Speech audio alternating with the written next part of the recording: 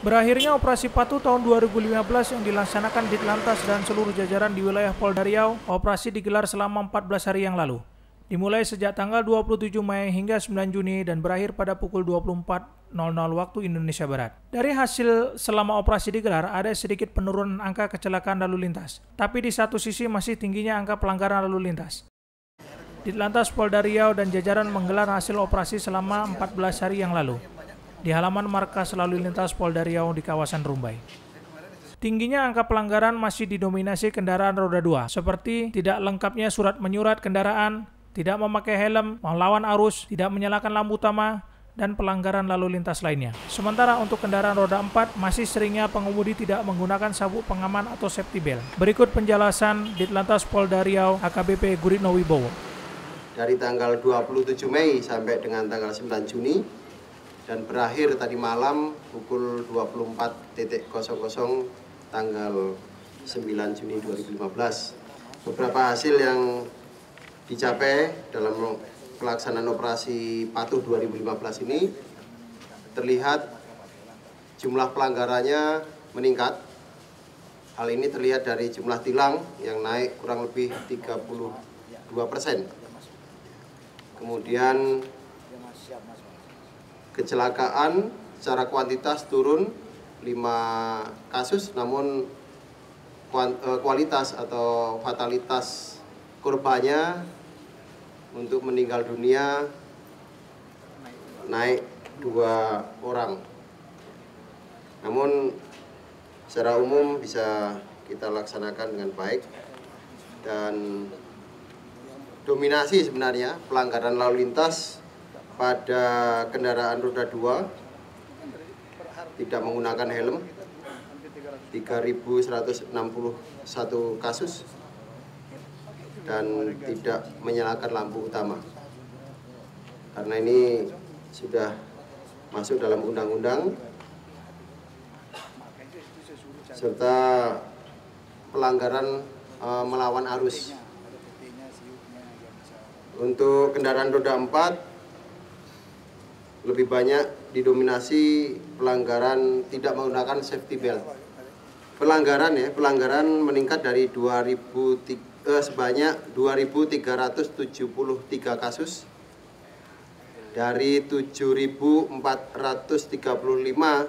pada tahun 2013 menjadi 9.808 kasus pada tahun 2015 ini. Untuk tilang meningkat sebanyak 2.112 kasus tilang dari 6.539 kasus pada tahun 2013 menjadi 8.651 kasus pada tahun 2015. Ini perbandingan untuk operasi Patuh dengan durasi waktu yang sama. Kemudian untuk teguran meningkat 261 kasus atau perkara, atau kalau di persentase menjadi 29% dari 896 perkara pada tahun 2013 menjadi 1.157 perkara. Kemudian untuk jumlah pelanggaran pada tahun 2015 ini didominasi oleh pelanggaran sepeda motor sebanyak 7.184 kasus, dan jenis pelanggaran yang sering dilakukan oleh pengguna jalan yang melakukan pelanggaran ini tidak menggunakan helm sebanyak 3.161 kasus. Kemudian diikuti pelanggaran tidak menggunakan atau tidak menyalakan lampu utama sebanyak 1.134 perkara, melawan arus 1.232 perkara, kemudian perlengkapan atau syarat teknis dan tidak layak jalan sebanyak 817 perkara. Kemudian untuk pelanggaran kendaraan roda 4 sebanyak 1.467 perkara. Untuk pelanggaran yang sering dilakukan itu pelanggaran tidak menggunakan safety belt atau sabuk pengaman sebanyak 589 perkara.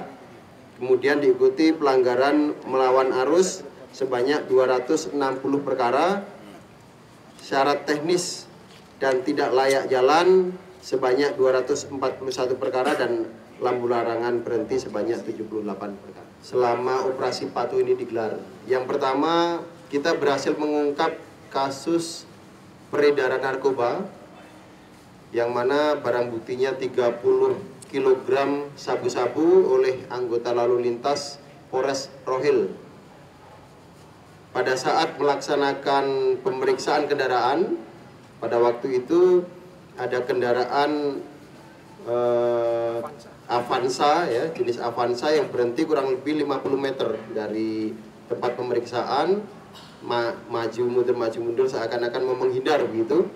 Kemudian anggota lalu lintas datang ke tempat tersebut, tapi yang 2 orang melarikan diri dan kemudian 1 sempat ditangkap tapi kemudian melarikan diri. Namun dalam kendaraan tersebut ternyata ditemukan barang yang diduga pada waktu itu berbentuk sabu.